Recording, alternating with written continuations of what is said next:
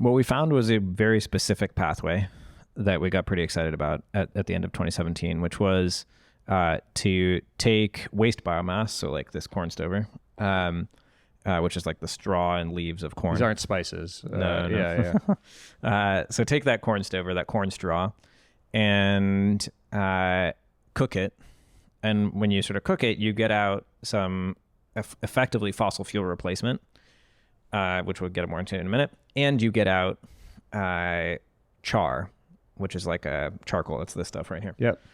Sort of a black powder with ash and stuff, nutrients. So that goes back in the soil, and you get at least some short-term carbon storage, and then you decarbonize the industrial process. And so we were like, great, this is a super cool pathway. We're going to get at least some short-term carbon removal and or carbon sequestration, and we'll decarbonize an industrial process at the same time. And so I'm sorry, forgive my simple B2B software investor brain, but so you're doing that, and how does that actually get the carbon out of the atmosphere?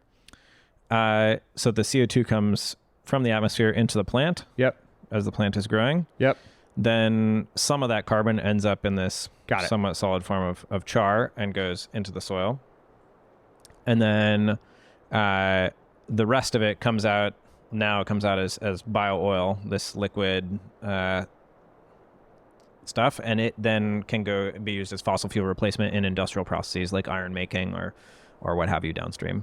So you decarbonize the industrial process, and you end up with some carbon that would have just rotted and returned to the atmosphere that's now stored for a longer period of time. That was the original idea. And what did you learn? What we learned about 2 years in is that it was not economical to transport the biomass to the industrial facility. And so this is like we're getting a little into the weeds here, but like the technicality was like, oh shit, you can't physically transport the biomass far enough, cheaply enough to make this whole thing pencil. And it wasn't one of those things that, hey, with scale or over time, it's going to work. The lines just didn't cross at some point in the future. That's right. Yeah, you could just see it. This is like never gonna pencil.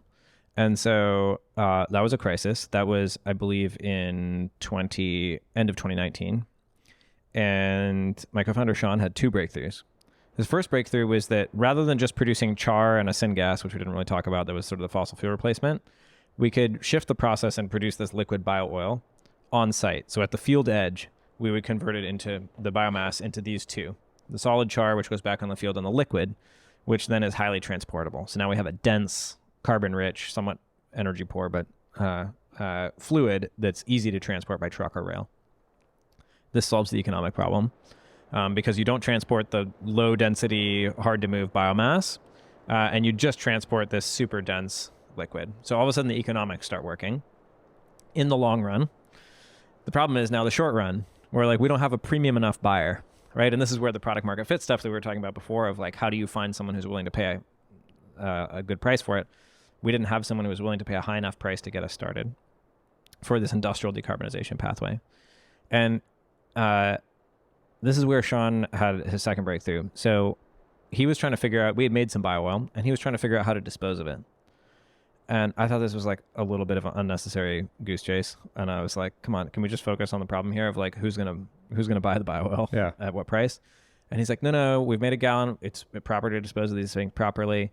So I'm gonna go research it. Okay, fine. So he goes off and he comes back like a week or two later. He's like, okay, we can either dispose of it in a disposal well, like inject it underground, or we can have it flared and incinerated.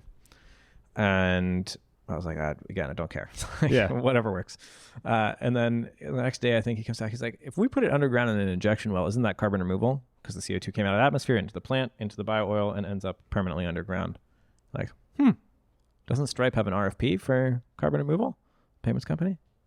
Yeah. All right, let's run the model. See how expensive it is. Holy smokes, it's cheaper than direct air capture. Like the best sort of carbon removal option known at the time. It's like, okay. So we applied to Stripe in their very first round of RFPs, and they made a purchase. And it was like a $250,000 purchase, turned it around in like 96 hours or something like that. And we're sort of like had this major discovery of like, oh wow, there's a premium market that's willing to pay for the really high carbon value of the bio. And who is that? Who's willing to pay for the high value carbon? basically the carbon offset, full circle back to the carbon offsets market, Got it. right? Because like when you pump this stuff underground, it's gone, it's permanent, and it's super verifiable. Yeah. And that's worth a premium. And so that's what Stripe, and then later Shopify, and then later Microsoft were willing to pay for. And so basically, and as we were going through this transformation, Segment was also going through its sale. And so about halfway through 2021, it was like taking off. And I was like, okay, like how will I judge myself, if I like don't go see through a like major potential solution for decarbonizing industry and carbon removal if I don't see this through.